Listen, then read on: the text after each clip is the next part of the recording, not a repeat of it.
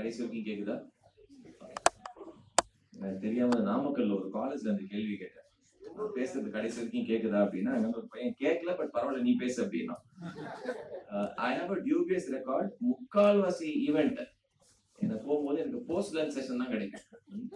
அது ஏன்னு தெரியல, நார்மலா இந்த மத்தியானம் சாப்பிட்டதுக்கு அப்புறம் பேசும்போது ஒரு மயான அமைதி இருக்கும். Training terminology we call it as a graveyard session. நீங்க ஆக்சுவலா குத்தாட்டம் போட்டா கூட அப்போ வந்து போர் அடிக்கும். இது வந்து இன்னும் சிரமம். ஆல்மோஸ்ட் பட்டிமன்றம் எனக்கு உள்ள வந்தா திடீர்னு சன் டிவிக்குள்ள வந்த மாதிரி இருந்தது. அந்த பட்டிமன்றமே வேணாம் தான் நான் ஓடி வந்தா பார்த்தா இங்க ஒரு நடுவர் உட்கார்ந்து இந்த பக்கம் தளர்ச்சியா வீழ்ச்சியான்னு போட்டு சாத்து சாதிக்கிறது. S2S HR ஃபோரம் நான் வந்து பயங்கர சீரியஸ் HR டாபிக்ஸ்லாம் இருக்கும் அப்படின்னு நினைச்சிட்டு நான் வந்து இது கொஞ்சம் நல்ல ஒரு வெல்கம் பிரேக்கா இருந்தது. I'm sure from morning would have heard many talks. எனக்கு கொடுத்துருக்க டாபிக் கொஞ்சம் சீரியஸான டாபிக் தான். Okay, but let me try and see if I can make it interesting. எனக்கு 20 நிமிஷம் கொடுத்துருக்காங்க. Is that okay? ரைட். ஏன்னா எனக்கு இந்த மாற்றம்ன்ற வேர்ட் எனக்கு ரொம்ப close to my heart. It's the foundation that I run and இதுக்கு முன்னாடி நடுவர் சொல்லிட்டே இருந்தார், மாற்றம் உண்டு தான் மாறாது, அதுதான் ரியாலிட்டி. அவர் சொன்ன ஒரு பாயிண்ட் ரொம்ப ரொம்ப ட்ரூ. என்ன வேணா நம்ம டெசிக்னேஷன் வச்சுக்கலாம், personal manager, HR manager, HR. இப்ப எங்க ஐடி துறையில எல்லாம் வந்து பாத்தீங்கன்னா எவனை கேட்டாலும் ஹெட்னுவான், யாரை கேட்டாலும் ஹெட். அப்புறம் ஹெட்டுக்கு மேல என்னன்னா இப்ப குளோபல் ஹெட் அப்படின்னு ஒண்ணு இருக்கு. நீங்க ஏசியா பெசிபிக்லாம் சொல்றீங்க, நாங்கெல்லாம் குளோபல் மல்டிவர்ஸ் அப்படிலாம் போயாச்சு. அவங்க என்னடா இப்போ ரீசெண்டா எங்க இதுல ரெக்ரூட்மெண்ட்டுக்கு வந்து சாஃப்ட்வேர் ஒண்ணு இருக்கு, அது வந்து கீவேர்ட்ஸை வச்சுதான் ஷார்ட் லிஸ்ட் பண்ணி வரும். அப்போ ஒரு ப்ரொஃபைல் ஒண்ணு வந்தது, ஜெனரல் மேனேஜர் HR அப்படின்னு போட்டு 27 வயசு அந்த பையன். 27 வயசுல ஜெனரல் மேனேஜர் ஆயிருக்கான் பையன், பயங்கர ஸ்மார்ட் போல அப்படின்னு பார்த்தா ப்ரொஃபைல் பார்த்தா ரொம்ப சுமாரா இருந்தது. இன்டர்வியூக்கு வந்துட்டான் அந்த பையன். அவனை கூப்பிட்டு நீங்க ஜெனரல் மேனேஜர்னு போட்டிருக்கீங்களா, நீங்க என்ன பண்ணுவீங்கன்னு கேட்டாங்க. அவன் சொன்னா நான் ஜெனரலா மேனேஜ் பண்ணுவேன் அப்படின்னா. நம்மள கலாய்க்கிறானா திருப்பி? ஜெனரலா என்னடா தம்பி மேனேஜ் பண்ணுவானா? அவன் ஆபீஸ்ல அட்மின் பாய், ஸ்டேஷனரி அதெல்லாம் கொடுக்கணும்ல. அவரா அவங்க கம்பெனில நீ என்ன வேணா விசிட்டிங் கார்டுல என்ன வேணா போட்டுக்கலாம்னா அவரே போட்டுக்கிட்டாரு ஜெனரல் மேனேஜர். இப்ப HR இன்டர்வியூ போனா ஜெனரல் மேனேஜர் HR போட்டுக்கிறாரு, அட்மின் ரோல் போனா ஜெனரல் மேனேஜர் அட்மின் போட்டுக்கிறாரு. அது மாதிரி பரிணாம வளர்ச்சி அடைஞ்சிட்டோம். But let's face it straight. இன்னைக்கு இருக்கிற சிச்சுவேஷன்ல HR அடைஞ்சுக்கிட்டு இருக்க சேஞ்ச் அப்படின்றது பாத்தீங்கன்னா நம்மளால அன்இமேஜினபிளா இருக்கு, ரைட்? சில industries the speed in which change is happening is sometimes unbelievable. கோவிடுக்கு முன்னாடி கோவிடுக்கு அப்புறம் அப்படின்னு பாத்தீங்கன்னா the speed in which digital transformation is happening is unbelievable. So நான் என்ன நினைச்சேன்னா குயிக்கா few points, இது காலையில நிறைய பேர் பேசியிருந்தாங்கன்னா எனக்கு இருக்கிற 20 மினிட்ஸ்ன்றதுனால ரொம்ப குயிக்கா போயிடலாம். ஃபர்ஸ்ட் அண்ட் ஃபார்மோஸ்ட் எல்லா இண்டஸ்ட்ரியும் டெக் அண்ட் ஆட்டோமேஷன். இதுல எல்லாருமே HR ப்ரொஃபஷனல்ஸ் தான். நான் கேட்கிற கேள்விக்கு போய் சொல்லாம பதில் சொல்லுங்க, இல்ல சாமி கண்ண குத்தும். யாரெல்லாம் எனக்கு மேக்ஸ் வராதுன்னு நினைச்சு HR வந்தீங்க? மேக்ஸ் வராது சார், அதனால நான் HR ஆனேன் சார் அப்படின்றதெல்லாம் ஓகே, உங்க எல்லாருக்கும் சங்கு. ஏன்னா இன்னைக்கு HR அனலிட்டிக்ஸ் அண்ட் ஆட்டோமேஷன் நீங்க இஃப் யூ சார் இப்ப நம்ம என்ன வேணா சொல்லலாம், அந்த பட்டிமன்றத்துக்குலாம் நம்ம என்ன வேணா சொல்லலாம். டெக்னாலஜி வந்து நம்மளெல்லாம் ரொம்ப தூரம் ஆயிடுச்சு.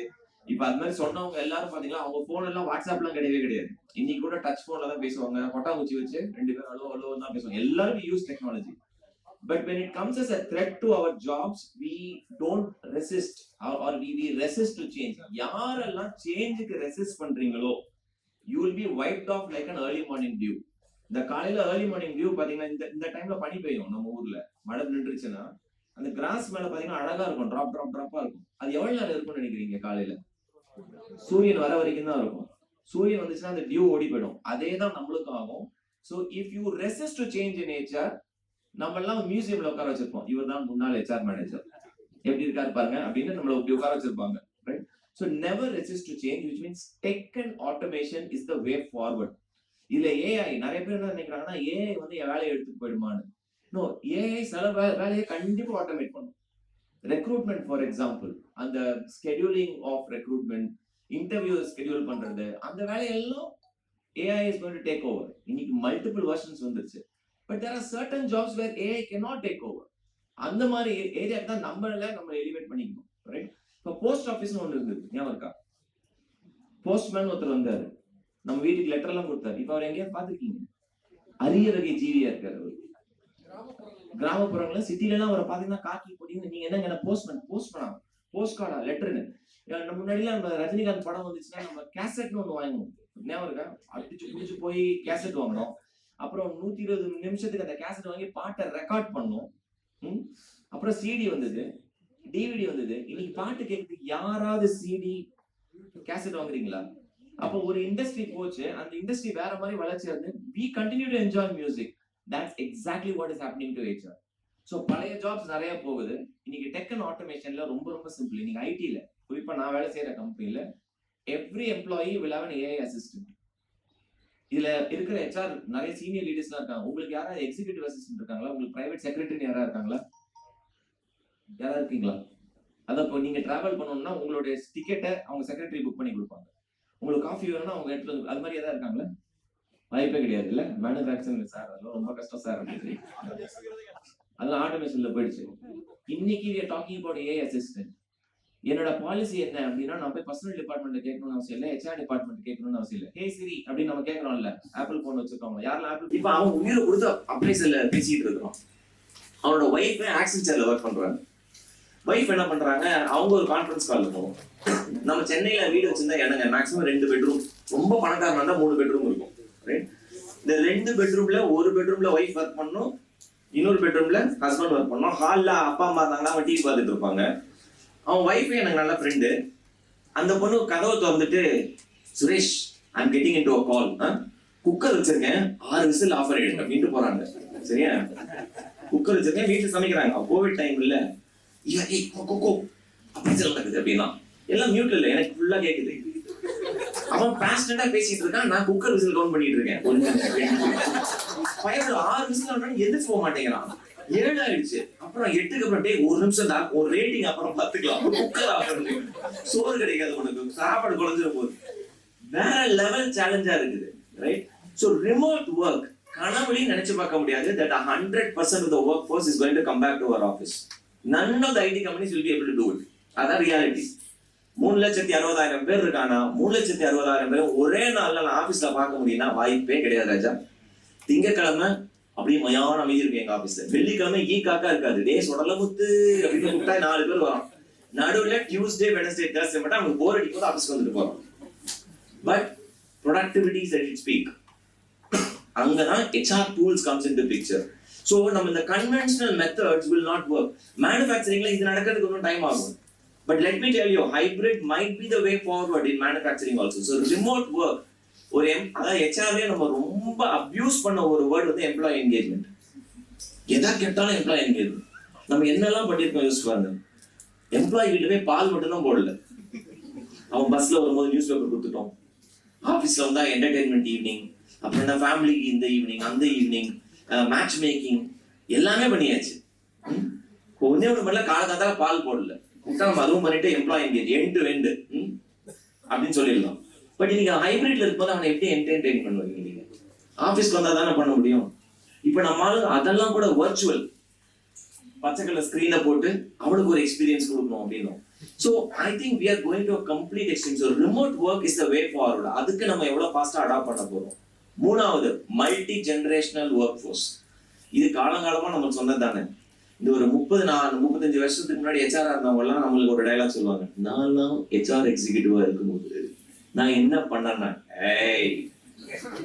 இதே டைலாக நம்ம எத்தனை முறை கேட்டிருக்கோம்.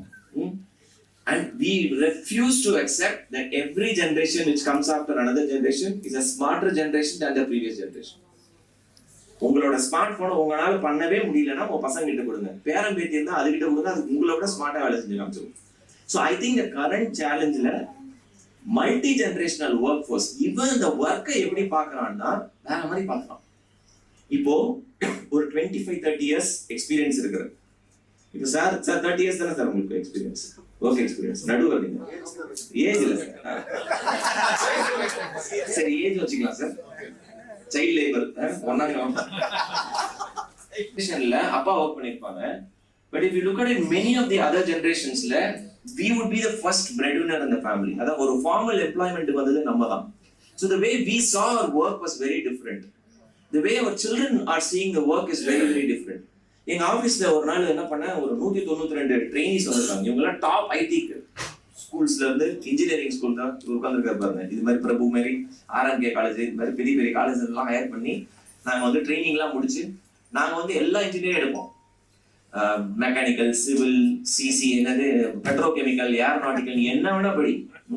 C++, ஆரக்கல், கூழாங்கல், பாறாங்கல், ஜாவா, யமகா எல்லாத்தையும் நாங்க சொல்லிக் கொடுப்போம். 6 மாசம் சொல்லி அவங்க சாஃப்ட்வேர் கோட் எழுதி வச்சிருக்கோம். அப்ப உள்ள வந்தாலும் நாங்க போய், நான் மோட்டிவேஷன் ஸ்பீக்கர் வேறையா, உள்ள போயிட்டு சமல how are you all motivated working for Infosys எல்லாம் அப்படி முறைச்சு பார்க்கலாம். ஒரு பைபிள் சொல்லல. அப்புறம் நான் கேட்டேன், how many of you are excited about working for this company? 2 பேர் கை தூக்கலாம். நான் மீதி 190 பேர் கேட்டேன், நீங்களாம் அப்படின்னு. சார் வந்து ரெக்ரூட் பண்ணாங்க, வந்துட்டோம் சார், ஒரு 2 வருஷம் இருந்துட்டு அப்புறம் அப்படியே அமெரிக்கா அப்படி இப்படி போயிடலாம்னு இருக்கேன் சார் அப்படின்னு. அப்ப நான் ஒருத்தன் கிட்ட கேட்டேன், உனக்கு ஒர்க்னா என்னடா?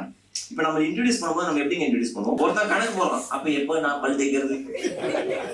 என்ன சன் டிவில ஒரு டிபேட் கூப்பிட்டாங்க, சார் இதை பத்தி உங்க கருத்து என்ன சார் அப்படின்னு. நான் உங்ககிட்ட கேட்டேன், அந்த சீஃப் எடிட்டர் கிட்ட கேட்டேன். அவர் தான், சார் நீங்க ஒரு நாளைக்கு எவ்வளவு நேரம் சார் வேலை செய்றீங்க? 13-14 மணி நேரம் வேலை செய்யறேன் சார். Very good sir. எத்தனை வருஷமா சார் வேலை செய்றீங்க? கடந்த 20 வருஷமா அப்படிதான் சார் வேலை செய்றீங்க. சரிங்கல்ல, அப்புறம் எதுக்கு இந்த கேள்வி? Anybody who is successful, chairman of RMK, அவர் கேளுங்க, டைம் பார்த்தாலும் செய்றாரு. என்ன வயசு அவருக்கு? இன்னைக்கு ஞாயிற்றுக்கிழமை இங்க வந்திருக்காரு. இன்னொருத்தர் பேசினாராம, உங்களை எல்லாரும் அழ வச்சுட்டாருந்தாங்க. அவர் ஒரு நாளைக்கு இன்னைக்கு 8 மணி நேரம் தான் நான் வேலை செய்வேன். இது ஒர்க் லைஃப் பேலன்ஸ் யாரோ பேசுனீங்க. இந்த ஒர்க் லைஃப் பேலன்ஸ் பேசுறவங்க யாருமே அப்படியே வீட்டுல போய் டைம் ஸ்பெண்ட் பண்ணுவோம். இது ஒரு ரூம்ல டிவி பார்க்கணும், ஒய்ஃப் ஒரு ரூம்ல டிவி பார்க்கணும். இந்த டைம் பார்த்து வேலை செய்யற கேட்டகரி இருக்குல்ல, in my definition they can never be successful in life. When you're in a flow, you don't look at time. அது எக்ஸ்ப்ளோரேஷனா மாறிட கூடாது. ஒரு ஒர்க்மேன் இருக்கும்போது அதுக்கு அவன் எக்ஸ்ட்ரா ஒர்க் பண்ணானா அவனுக்கு make sure that you compensate. But when you're in a flow, you don't look at time. AR music compose பண்ணும்போது இன்னைக்கு ஷிஃப்ட் முடிஞ்சிருச்சு, நாளைக்கு நான் வீதி பாட்டு போடுறேன் சொல்ல மாட்டேன். விராட் கோலி இன்னைக்கு நான் 100 பால் தான் ஆடுவேன், 101வது பால் நாளைக்கு தான் ஆடுவேன் சொல்ல முடியாது. அதனால தான் is a world champion. For us, when we enjoy our work, there's nothing called work life balance. I do 2-3 things at a time. I'm a full-time HR professional. I'm responsible for 87,000 employees. சாம்பார்ல உப்பு இல்ல, HR சரியில்லை, அதுக்கு ஒரு தனி department இருக்கும். என்னடா நான் இருக்கேன், அடி வாங்குறதுக்குன்னே பிறந்த டிபார்ட்மெண்ட் நம்ம யாருமே இல்லையா. I will front end. ஆனா நல்ல விஷயம் நடக்கும்போது நம்மளுக்கு சொல்ல விட மாட்டாங்க. CEO will communicate. நம்ம அதுக்கும் ஓகேன்றோம்.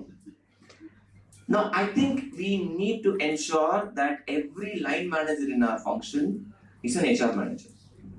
That's a change. அதுதான். அப்போ இந்த குவாலிஃபிகேஷன் அப்படின்னு நம்ம சொல்றோம் இல்ல, யாரோ ஒருத்தர் சொன்னாங்க பர்ச்சேஸ் முடிச்சுட்டு நேரம் HR வந்திருக்காங்க. Why not? உனக்கு சாப்பிட்டு இருந்து பர்ச்சேஸ்க்கு போ, ஃபினான்ஸ்க்கு போ, பேலன்ஸ் ஷீட் படிக்கணும்னா போ. இன்னைக்கு அதை பண்ணதுனாலதான் in the history of our Indian management, we have many CHROs becoming the CEOs of the company. இது வரைக்கும் நடந்ததே கிடையாது. லாஸ்ட் 20 years யோசிச்சு பாருங்க, எத்தனை பேரு மேக்ஸிமம் CHROட அப்படியே முடிச்சிருவாங்க. எத்தனை CHROs are now going and taking CEO position? That's because you do a rotation. நம்மளுக்கு அப்படி கிடையாது. இந்த டிபார்ட்மெண்ட் போய் இப்படியே போய் அங்க போய் உட்காந்துவோம். And but then you expect a board table. That's not going to happen. That's a big change which is happening. Fourth, HR analytics. In God we trust, everybody else come with data. கடவுள் மேல மட்டும் தான் எனக்கு நம்பிக்கை இருக்கு. மத்த எவனா இருந்தாலும் டேட்டா எடுத்துட்டு வா, உன் டேட்டா என்ன சொல்லுதுன்னு பார்க்கணும். Now, or all of us as HR professionals, we need to know how to learn data. Data does not lie. Black and white data இருக்கு, அதை பார்த்து படிக்க தெரியணும். அதுக்கான டூல்ஸ், BI டூல்ஸ் நமக்கு தெரிஞ்சதுன்னா டேட்டா வச்சு நீங்க you can always argue with anybody. ஒரு பாஸ் கிட்ட எவ்வளவு டஃப் பாஸா இருந்தாலும் சரி சார் நீங்க சொல்றதெல்லாம் ரைட்டு, ஆனா வச்சாருக்கான கடவுள் ஆப்பு UG டிகிரி ஸ்டாட்டிஸ்டிக்ஸ் பல மடங்கு tough. Today I love mathematics, I love data, I love number crunching. So HR analytics, big change. Fourth, D&I, madam super பேசினாங்க, diversity and inclusion. It's not just about gender. Third, gender எப்பங்க work ஃபோர்ஸ்க்கு கொண்டு வர போறோம்? Transgender. See, நல்ல use பாருங்க, as human resource professionals, our human resource development னு ஒரு வேர்டு இருக்குல்ல, ஒரே நிமிஷம் நம்மளுடைய வேலையை யோசிச்சு நீங்க கேட்க வேண்டிய கேள்வி, நான் என்ன டெவலப் பண்ணிருக்கேன், வாட் ஹவ் ஐ டெவலப்ட். ஒரு சிம்பிள் கேள்வி. உங்க ஆபீஸ்க்குள்ள நுழையறீங்க, வெளியில ஒரு செக்யூரிட்டி கார்டு இருக்காரு. எவ்வளவு பேருக்கு அந்த செக்யூரிட்டி கார்டு பேர் தெரியும்? கை தூக்குங்க. Okay, few of you know that, right? அந்த செக்யூரிட்டி கார்டு எத்தனை வருஷமா அங்க இருக்காரு? வருஷ கணக்குல அங்கேதான் இருக்காரு. செக்யூரிட்டி கார்டுக்கு பசங்க இருக்கா? இருக்கலாம். நம்மளுக்கு எப்படி செக்யூரிட்டி கார்டு பேரே தெரியல நம்மளுக்கு. அவருக்கு பசங்க இருந்தா என்ன, இல்லாட்டி என்ன? அந்த பசங்க என்ன பண்றாங்க? Now my way of looking at it is, அந்த செக்யூரிட்டி கார்டு இருந்தானா அவனோட next generation how can they be my employee. இன்னைக்கு மாற்றம் நான் ரன் பண்றேன். எனக்கு ரொம்ப சந்தோஷமான விஷயம் என்ன தெரியுமா? இன்ஃபோசிஸ்ல வேலை செய்யற 187 housekeeping and security staff are engineers. அதுல 72 பேர் இன்ஃபோசிஸ்ல வேலை செய்யறாங்க. அப்பா செக்யூரிட்டி கார்டு வெளியிட்ட பையன் உள்ள சாஃப்ட்வேர் இன்ஜினியர். ஜனவரி மாசம் பெட்டிட் இன்ஃபோசியான் டே ஒரு ஈவென்ட் நடக்கும். எல்லா ஃபேமிலியும் கூப்பிடுவாங்க. எம்ப்ளாயி ஃபேமிலி எல்லாம் கூப்பிடுவாங்க. கான்ட்ராக்ட் ஸ்டாஃப்லாம் வருவாங்க வந்து. But they don't mingle. அப்ப என்கிட்ட சொல்றாரு, எங்களோட செக்யூரிட்டி ஆஃபீஸர் ஒருத்தர், மோன சுந்தரன் ஒருத்தர், அவர் பையனை கூட்டிட்டு வந்து 7ஆம் கிளாஸ்ல இருந்து அந்த பையனை பிடிச்சி வச்சிருப்பாரு. நீ தம்பி, நீ எங்க விளையாட முடியாது, அதெல்லாம் எம்ப்ளாயிஸ் தான். ஆனா நீ ஒரு நாள் இங்க வந்து வேலை செய்யணும்டா. இன்னைக்கு அப்பா வெளியில செக்யூரிட்டி கார்டு, பையன் ஏது எங்க கம்பெனில வேலை செய்யறான், அவனுக்கு HR மேனேஜர் நானு. Look at how life is built. Now that is development. When we look at our own staff and you say, என்னோட பவர்ல இவ்வளவுதான் முடியும், ஆனா என்னோட கான்டாக்ட்ஸ் நல்லா யோசிப்பாங்க. இந்த கலெக்டிவ் கான்டாக்ட்ஸ் இருந்தா என்ன பண்ண முடியும்? நீங்க எல்லாரும் என்ஜிஓ ஆரம்பிக்க வேண்டாம். பட் உங்ககிட்ட வேலை செய்யற ஒரு கான்ட்ராக்ட் ஸ்டாஃபோ, ஒரு செக்யூரிட்டி ஸ்டாஃபோ, ஒரு ஹவுஸ் கீப்பிங் ஸ்டாஃபோ, அவங்க குழந்தைங்க நல்லா படிக்குதுன்னா எங்க கிட்ட ரெஃபர் பண்ணுங்க. ஃப்ரீ எஜுகேஷன் கொடுப்போம். உங்களை தான் தேங்க் பண்ணுவாங்க. that is human resource development. அவசியம் கிடையாது. Now at the end of the day, D&I is nothing but D and I. இது ரெண்டுத்துக்குமே ரொம்ப டிஃபரெண்ட் மீனிங் இருக்கு. Diversity. But you call somebody for a party, அவங்கள டான்ஸ் கூப்பிடுறதா இன்க்ளூஷன். டிரான்ஸ்ஜெண்டர் ஹையர் பண்ண முடியுமா? போன வாரம் சன் டிவி கல்யாண மாலையில பாத்தீங்கன்னா என்னுடைய ஸ்டூடெண்ட் ஒரு ஸ்டூடெண்ட் பேசியிருக்கார். Tamil Selvi, India's first transgender nursing student. இந்தியாவின் முதல் திருநங்கை நர்சிங் ஸ்டூடெண்ட். 2013 பையனா மேலா 12th எக்ஸாம் எழுதி 7 வருஷம் சட்ட போராட்டம், செக்ஸ் சேஞ்ச் ஆபரேஷன் நடந்து அட்மிஷன் கிடைச்சு, அதுக்கப்புறம் டிரான்ஸ்ஜெண்டருக்கு நர்சிங் கிடையாதுன்ட்டாங்க. ஹியூமன் ரைட்ஸ் கமிஷன் கிட்ட ஃபைட் பண்ணி சுப்ரீம் கோர்ட்ல வெர்டிக்ட் வாங்கி, அவ மட்டும் படிக்கல, அவ போட்ட கேஸ்னால இன்னைக்கு எல்லா நர்சிங் காலேஜும் ஒரு சீட்டை டிரான்ஸ்ஜெண்டர் ஒதுக்கணும் verdict வாங்கிருக்காங்க. Because we need to understand talent has no gender, education has no gender. எப்ப நம்ம அந்த போல்ட் ஸ்டெப் எடுக்க முடியும்? இப்ப இன்னைக்கு என்னோட டிபார்ட்மெண்ட்ல நான் ஒரு பொண்ணு எடுத்திருக்கேன், பேராப்ளெஜிக். கழுத்துக்கு கீழே அவங்களுக்கு ஒண்ணுமே வேலை செய்யாது. தேங்க்ஃபுல்லி கை மட்டும் வேலை செய்யுது. she has to be on a wheelchair. ஆபீஸ்க்கே வர முடியாது.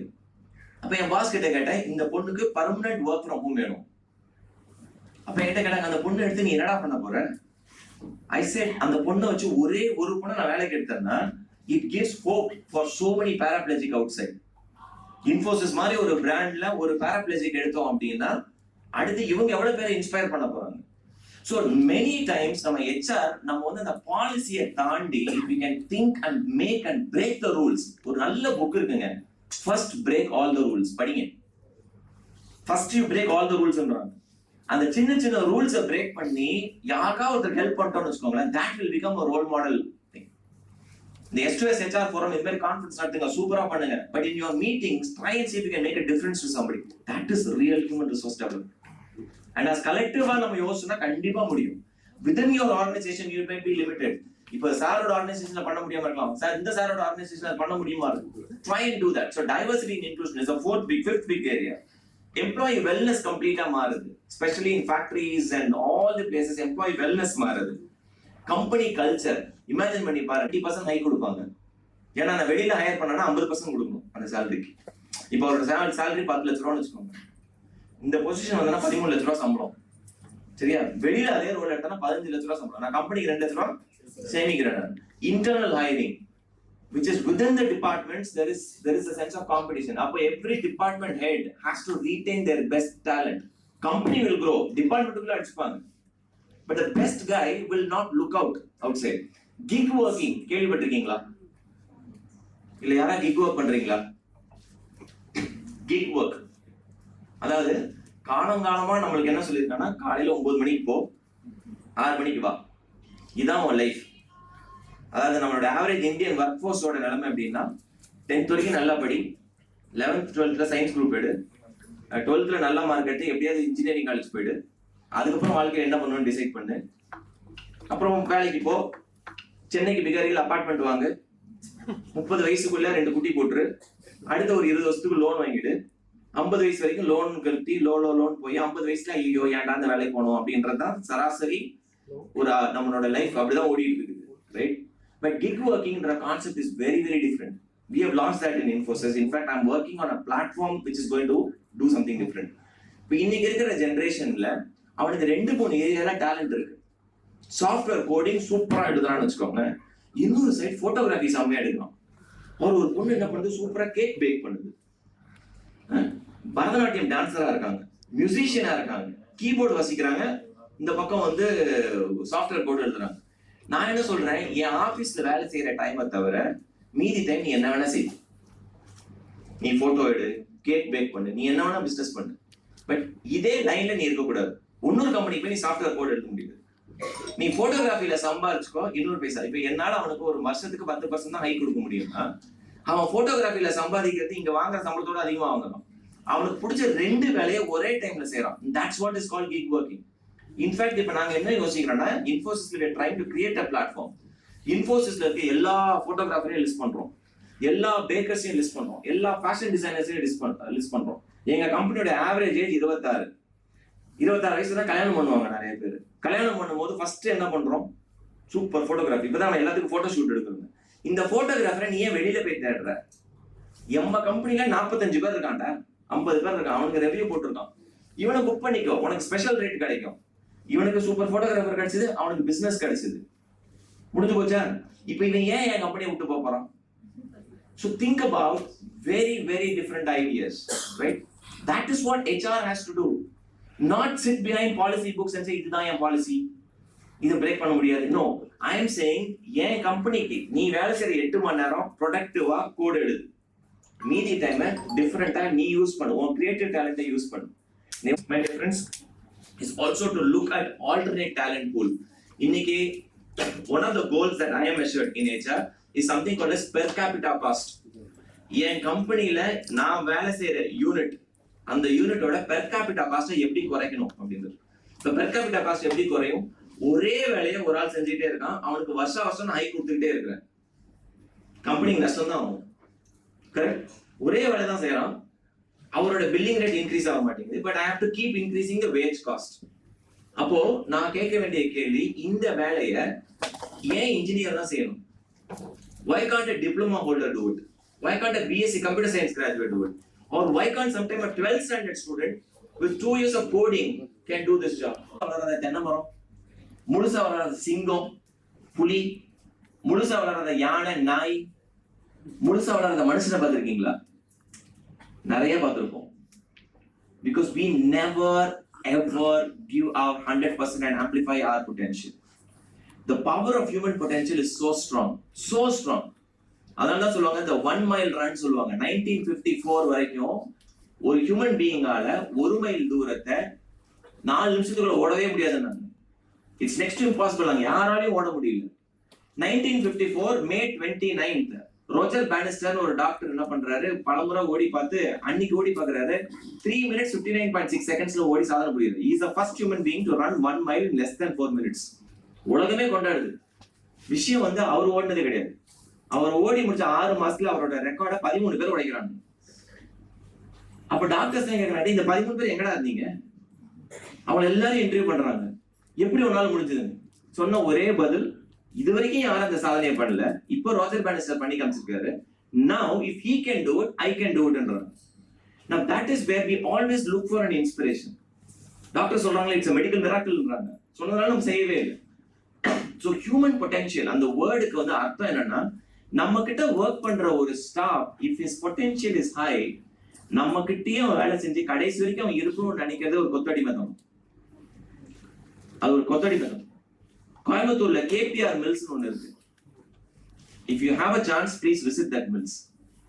Mind boggling place. நான் ஒரு மாசத்துக்கு முன்னாடி அவங்களுடைய 10th கான்வெகேஷன் போயிட்டு வந்தேன். 8th கான்வெகேஷன் போனேன், அப்புறம் 10th கான்வெகேஷன் போனேன்.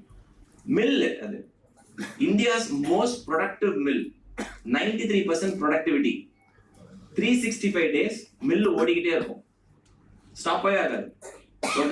97% of the workforce is women, 3% தான் men. டைவர்சிட்டி பாத்துக்கோங்க, 3% தான் men. இதுல என்ன பியூட்டினா, இந்தியால இருக்க எல்லா ஸ்டேட்லயும் இருந்தும் இருக்காங்க. ரைட் ஃப்ரம் மிசோரம்ல இருந்து மணிப்பூர்ல இருந்து காஷ்மீர்ல இருந்து எல்லாரும் இருக்காங்க.